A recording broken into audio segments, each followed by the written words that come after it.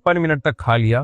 تو ناجائز کام تو کیا، لیکن روزہ اس لیے نہیں ٹوٹے گا کہ یہ جو سحری کے اوقات لکھے ہوئے ہوتے ہیں نا کہ 5:55 5:56، یہ 100% 100% یقینی نہیں ہوتے، تو اس لیے اس میں الیقین لا یزول بالشک والا قاعدہ چلتا ہے کہ 55 کے بجائے آپ نے 56 پہ کھا لیا، 56 تک 1 منٹ اوپر ہو گیا، تو چونکہ 100% یقین نہیں ہوا ہے ابھی سحری ختم ہونے کا، تو ہم یہی سمجھیں گے کہ گویا ابھی وقت ختم نہیں ہوا، تو یہاں فائدہ پہنچایا جائے گا روزہ رکھنے والے کو۔ لیکن 2 منٹ ہو گئے تو پھر جو ماہرین فلکیات ہیں وہ کہتے ہیں 2 منٹ اتنی تاخیر ہے کہ پھر آپ دوبارہ قضا کریں اس روزے کی، لیکن اتنی تاخیر درست نہیں ہے، بلکہ ماہرین فلکیات تو یہ کہتے ہیں کہ اگر سحری کا وقت لکھا ہے 5:55 تو آپ احتیاطاً 54 منٹ پہ ختم کر دیں احتیاطاً، تو اس لیے دیر نہ کریں، لیکن 1 منٹ اگر اوپر ہو گیا تو اس سے روزہ ٹوٹے گا نہیں۔ شوگر لیول کم ہو گیا تو روزہ توڑ سکتے ہیں۔ میرا شوگر لیول اکثر کم ہو جاتا ہے، اگر روزہ نہ ہو تو کچھ میٹھا کھا لیا جائے تو بہتر ہو جاتا ہے، لیکن روزے کی حالت میں شوگر لیول کم ہو جائے تو کیا روزہ توڑنے کی گنجائش ہوگی؟ جی ہاں بھائی، گنجائش نہیں، آپ پر تو شوگر کے مریضوں پر تو یہ چیز لازم معلوم ہوتی ہے، کیونکہ ہم نے اپنے ریلیٹیوز میں دیکھا ہے شوگر کے پیشنٹ تھے، روزہ رکھا، شوگر لیول ڈاؤن ہوا اور انا للہ ہو گیا ان کا اچانک۔ تو شوگر کے مریض کو ہر وقت اپنی جیب میں چینی رکھنی چاہیے، اگر وہ روزہ رکھتا ہے تو چینی ہر وقت اپنے پاس رکھیں۔ اگر روزے میں ان کی طبیعت خراب ہونے لگے اور اندازہ ہو جائے کہ انا للہ ہونے والا ہے تو فوراً چینی کھا لیں تاکہ انا للہ ہونے سے ان کی حفاظت ہو جائے۔ تو شوگر کے مریض روزہ رکھیں لیکن اپنے ساتھ چینی رکھیں ہر وقت، کیونکہ جان بچانا بہرحال پہلے ضروری ہے، اور بیمار آدمی کو اللہ نے اجازت دی ہے تو اللہ کی اجازت سے فائدہ اٹھانا چاہیے۔ ہمارے ایک جاننے والے ایک سفر میں میرے ساتھ تھے، ان کو کہیں بس میں الٹیاں ہو گئیں، گاڑی میں الٹیاں ہو گئیں، تو اب مجھے تو پتہ نہیں تھا کہ ان کو شوگر ہے اور یہ کوئی مسئلہ ہے ان کے ساتھ، تو ہم تھے بھی تھر کے سفر میں، صحرا میں، بالکل کوئی نہ ہوٹل قریب میں، نہ کھانے پینے کی کوئی جگہ، تو وہ جناب چکر آ رہے ہیں اور بالکل مرنے لگے وہ، تو ہمارے بچے بھی تھے ساتھ میں، شکر ہے کسی بچے کے پاس سے ایک ٹافی نکل آئی، تو وہ ٹافی میں نے ان کے منہ میں ڈالی ہے تو تھوڑی دیر میں ایک دم ان کی آنکھیں کھلی اور صحیح ہو گئے، بالکل فٹ فاٹ ہو گئے نا، اللہ کا فضل اب تک صحیح ہے۔ تو اس وقت مجھے اندازہ ہوا شوگر کے مریض کو ہر وقت اپنے پاس لالی پاپ اور ٹافی اور چاکلیٹوں اور چینی اور گڑ اور مٹھائیوں کا انتظام رکھنا چاہیے ہر وقت اپنے پاس روزے میں۔ اچھا وہ تو ان کی حالت ایسی ہو گئی، میں بتا بھی نہ رہے کہ مجھے میٹھا کھلاؤ، وہ تو ہمیں ہی خیال آیا کہ لگتا ہے ان کو شوگر ہے، ڈاؤن ہو گئی ہے، تو اللہ نے ان کو زندگی دے دی، بچ گئے الحمدللہ، اور جوان آدمی ہے، کوئی زیادہ بوڑھے بھی نہیں ہے۔ گرد و غبار حلق میں چلا جائے تو روزے کا حکم۔ گرد و غبار حلق میں جانے سے روزہ ٹوٹ جاتا ہے یا نہیں، اور اس کا پتہ کیسے چلے گا؟ دانیال امین کراچی سے۔ دانیال امین صاحب، کراچی میں تو گرد و غبار ہی حلق میں جاتا ہے، پکوڑے تو بعد میں جاتے ہیں، سارا دن روزے دار کے منہ میں گرد و غبار دھول مٹی ہی جاتی ہے۔ اگر گرد و غبار کے منہ میں جانے سے روزہ ٹوٹ جاتا تو کراچی میں کسی کا بھی روزہ نہ ہوتا۔ تو ہاں، جان بوجھ کر گرد پیٹ میں نہ لے کے جائیں کہ مٹی میں جا جا کے اس کو سونگ رہے ہیں تاکہ گرد اندر جائے، اس عمل سے تو روزہ ٹوٹے گا۔ لیکن نارملی چلتے پھرتے جو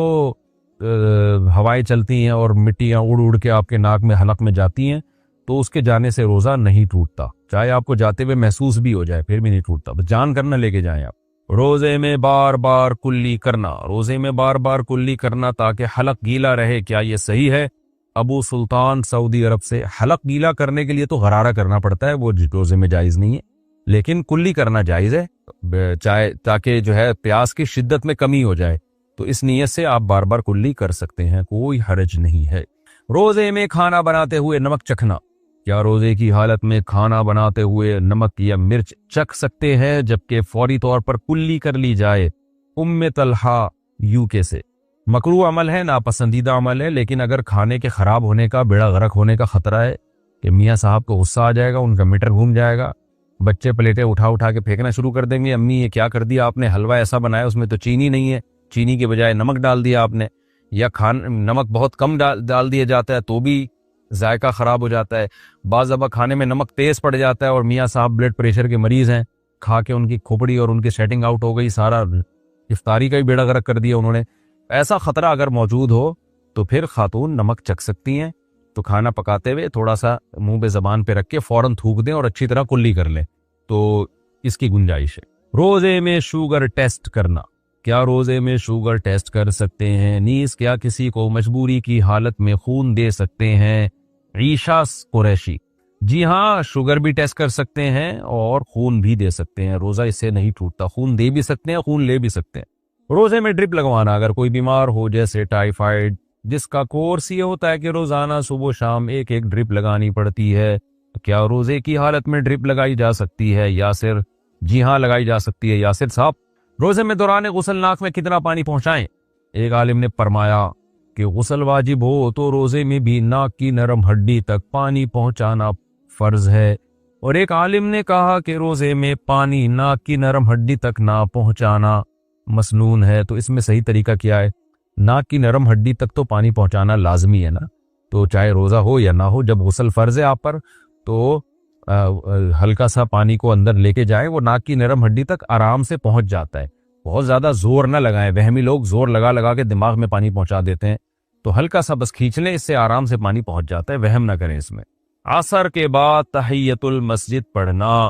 ہم افطاری کے لیے روزانہ عصر کے بعد مسجد جاتے ہیں، تو کیا عصر کے بعد تحیت المسجد پڑھنے کی اجازت ہے؟ جویریہ خان جرمنی سے۔ بعض فقہا اس کی قائل ہیں، وہ کہتے ہیں حدیث میں آتا ہے جب مسجد میں داخل ہو تو 2 رکعت پڑھو، تو وہ کہتے ہیں اس میں تو کوئی نبی نے فرق نہیں کیا کہ مکروہ وقت ہو یا نہ ہو، لیکن امام ابو حنیفہ اور فقہائے حنفیہ کہتے ہیں کہ مکروہ وقت میں چونکہ نمازیں پڑھنا منع ہے، یہ جو حدیث میں آتا ہے جب مسجد میں داخل ہو تو 2 رکعت پڑھو، تو مکروہ وقت کے علاوہ مراد ہے اس سے، وہ تو آٹومیٹیکلی وہ تو ایک عام اصول نبی نے ضابطہ بیان کر دیا کہ مکروہ وقت میں نماز جائز نہیں ہے، تو اس لیے اس کو الگ سے مستثنیٰ نہیں کیا۔ تو اگر آپ فقہ حنفی کو فالو کرتی ہیں، اردو اسپیکنگ زیادہ تر 99.9% فقہ حنفی کو ہی فالو کرتے ہیں، تو پھر آپ یہ نماز نہ پڑھیں۔ ایک فقہ کو فالو کرنا چاہیے، دوسرے پر اعتراض نہیں کرنا چاہیے، یہی طریقہ اسلام پر، شریعت پر چلنے کے لیے سب سے بہتر ہے۔ اور اگر آپ اختلافات کی بھینٹ چڑھیں گے اور بس میں ہی صحیح ہوں دوسرے غلط ہیں، تو پھر خواریت پھیلے گی، کیونکہ ہر فقیہ نے جو فتویٰ دیا ہے کسی نہ کسی دلیل کی بیس پہ دیا ہے، دلائل سب کے پاس ہوتے ہیں، فرق یہ ہوتا ہے کہ کون کس دلیل کو ترجیح دے رہا ہے، دوسرے میں تعویل کر رہا ہے۔ اسی وجہ سے عوام پر لازم ہے کہ ایک فقہ کو فالو کرے اور دوسرے پر اعتراض اور طنز نہ کرے، نہ ایسا کرے کہ بات بات پہ ایک جس فقہ کو فالو کرنے اس کو چھوڑ دیا جائے، اس سے بھی بڑی بے برکتی ہوتی ہے، اس سے خواہشات نفس کا دروازہ کھلتا ہے۔ تو آپ یہ کام نہ کریں، عصر کے بعد آپ تحیت المسجد نہ پڑھیں۔ الٹی سے روزہ ٹوٹنے کا حکم، الٹی آئی اور نگل لی تو کیا روزہ ٹوٹ جائے گا؟ طلحہ صاحب کراچی سے، اگر الٹی منہ بھر کے آئی ہے، منہ بھر کے الٹی کا مطلب یہ ہوتا ہے اتنی زیادہ الٹی تھی کہ منہ میں اس کو روکنا مشکل ہو گیا آپ کے لیے، تو پھر ایسی الٹی کو نگلنے سے روزہ ٹوٹ جاتا ہے، ادروائز تھوڑی سی الٹی کو نگلنے سے روزہ نہیں ٹوٹتا۔ کیا تراویح کے بغیر روزے صحیح ہوں گے؟ پورے رمضان کی تراویح نہیں پڑی اور تمام روزے رکھ لیے تو کیا روزے صحیح ہوئے یا نہیں؟ سلیم نسیم، دیکھیں تراویح اگر کوئی نہ بھی پڑھے تو روزے اس کے بہرحال صحیح ہو جاتے ہیں، روزوں پہ فرق نہیں پڑتا، لیکن تراویح سنت مؤکدہ ہے، قابل ملامت ہے وہ شخص جو تراویح کی نماز نہیں پڑھتا، تو اس لیے تراویح بھی پڑھنی چاہیے۔ کبھی بہت تھکاوٹ ہو نہیں پڑھی جا رہی تو ٹھیک ہے، کم کر دیں، مختصر کر دیں۔ ویسے سنت مؤکدہ 20 رکعتیں ہیں، اس پہ چاروں اماموں کا اتفاق ہے، حضرت عمر رضی اللہ تعالی عنہ سے 20 رکعتیں ثابت ہیں، اور شروع میں اسلاف میں ہمیں 16 رکعتیں بھی ملتی ہیں، 20 سے زیادہ بھی ملتی ہیں، لیکن بعد میں جب تحقیق ہوتی چلی گئی تو چاروں امام اس پر متفق ہو گئے کہ کم سے کم تراویح کی رکعتیں 20 ہیں۔ امام احمد بن حنبل کا بھی یہی فتویٰ ہے جو امام بخاری کے استاذ ہیں، کہ امام ترمذی نے جو ان کا نقل کیا فتویٰ، اس کو تو یہ نقل کیا کہ 20 اور 16 میں اختیار ہے اس کو، 8 کا تو کہیں بھی نہیں ملتا، ہمیں کسی اسلاف سے نہیں ملتا کسی صحیح حدیث سے کہ 8 رکعت پڑھی ہو۔ موطا امام مالک کی جو ایک 8 رکعت والی حدیث ہے اس کو خود امام مالک نہیں مانتے، تو وہ مسترب حدیث ہونے کی وجہ سے وہ ضعیف حدیث ہے، تو موطا امام مالک میں بھی 20 رکعتوں کا تذکرہ ہے، اور بھی ہمیں بہت ساری روایات میں زیادہ تر میں 20 رکعتوں کا تذکرہ ہی ملتا ہے، اس لیے امت کا اس پر اجماع ہو چکا ہے کہ 20 رکعتیں۔ یہ اجماع ہونے کے بعد پھر اختلاف پیدا کیا ہے 20 سے کم، بعض لوگوں نے فتویٰ دیا کہ 20 سے کم، تو جب ایک دفعہ کسی مسئلے پر اجماع ہو جاتا ہے تو وہ قطعی چیز بن جاتی ہے، پھر اس میں اختلاف جائز نہیں ہوتا، کیونکہ صحیح حدیث سے یہ بات ثابت ہے کہ امت گمراہی پہ کبھی بھی جمع نہیں ہو سکتی، تو اس لیے آپ 20 رکعت تراویح پڑھا کریں، لیکن اگر آپ نہیں پڑھتے تو روزہ بہرحال آپ کا ہو جائے گا، لیکن روزے کی اہمیت تراویح سے کروڑہ گنا زیادہ ہے، کیونکہ روزہ تو بہرحال اسلام کا ایک رکن ہے، ایسا نہ ہو کہ تراویح نہ پڑھنے سے روزہ بھی چھوڑ دیں آپ۔ روزے میں انجیکشن یا ڈرپ لگوانا، کیا روزے کی حالت میں انجیکشن یا ڈرپ لگوا سکتے ہیں وغیرہ وغیرہ وغیرہ بھی لکھا ہے انہوں نے، اس کا کیا حکم ہے؟ دیکھیں روزہ ٹوٹتا ہے کھانے پینے سے، یا مقعد کے راستے کوئی چیز باڈی میں داخل کی جائے، یعنی قضاء حاجت کے راستے سے جیسے کوئی دوا وغیرہ داخل کی جاتی ہے۔ اس کے علاوہ مسام کے ذریعے، اسکن کے ذریعے اگر آپ کی باڈی میں کچھ جائے گا یا نسوں کے ذریعے، تو اس سے روزہ نہیں ٹوٹتا۔ جیسے آپ جب نہاتے ہیں تو پانی مسام کے ذریعے آپ کی اسکن میں، مسام میں داخل ہوتا ہے، لیکن اس سے روزہ نہیں ٹوٹتا۔ تو ایسے ہی ڈرپ اگر کسی نے چڑھوا لی، انجیکشن لگوا لیا، تو اس سے روزہ نہیں ٹوٹتا، اس سے کوئی فرق نہیں پڑتا۔ بعض لوگ کہتے ہیں انجیکشن لگانے سے یا ڈرپ لگانے سے روزہ لگنا بند ہو جاتا ہے، یعنی روزے کی شدت میں کمی آ جاتی ہے، تو روزے کا مقصد فوت ہو جاتا ہے۔ تو دیکھیں وہ تو نہانے کے بعد بھی روزے کی شدت میں کمی ہوتی ہے۔ آپ اگر ایئر کنڈیشن روم میں آگے بیٹھ جائیں تو وہاں بھی روزے کی شدت میں کمی ہو جاتی ہے۔ تو روزے کی شدت میں کمی پیدا کرنا کوئی بری چیز نہیں ہے۔ اللہ میاں نے ہمیں منع کیا کھانے پینے سے روزے میں، تو بس اللہ میاں کی پابندی ہی کو فالو کرنا چاہیے، کھانے پینے سے منع کیا ہے۔ اب اس سے جتنا روزہ اللہ لگانا چاہے لگ جائے، آپ خود سے اپنے آپ کو ٹینشنوں میں نہ ڈالیں۔ ایئر کنڈیشن روم میں اگر کوئی بیٹھ سکتا ہے روزے میں تاکہ روزہ نہ لگے تو بہت اچھی بات ہے، اللہ میاں نے تو نہیں کہا۔ کسی کو اے سی میسر نہیں ہے تو اس کو روزہ لگے گا، وہ بیچارہ دھوپ میں چل رہا ہے تو وہ اس کو ثواب زیادہ اللہ تعالیٰ دے دیں گے۔ تو اس لیے روزے کی شدت میں کمی پیدا کر لینا نہانے سے، ٹھنڈے پانی سے نہانے سے یا ایئر کنڈیشن روم میں بیٹھنے سے،